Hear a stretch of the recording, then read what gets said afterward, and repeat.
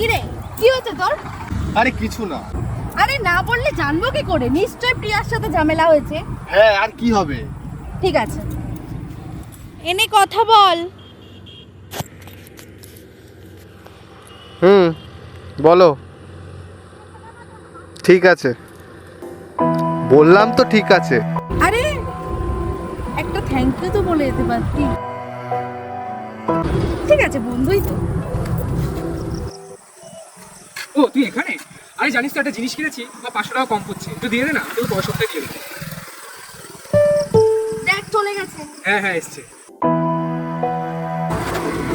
তো ধন্যবাদ বলতে পারতাম। ঠিক আছে, বন্ধুই তো। দেখ ভাই, নতুন গাড়িটা কিনলাম, কেমন হয়েছে বল? দারুণ হয়েছে, দারুণ। চ কোথা দিয়ে ঘুরে আসি, চল।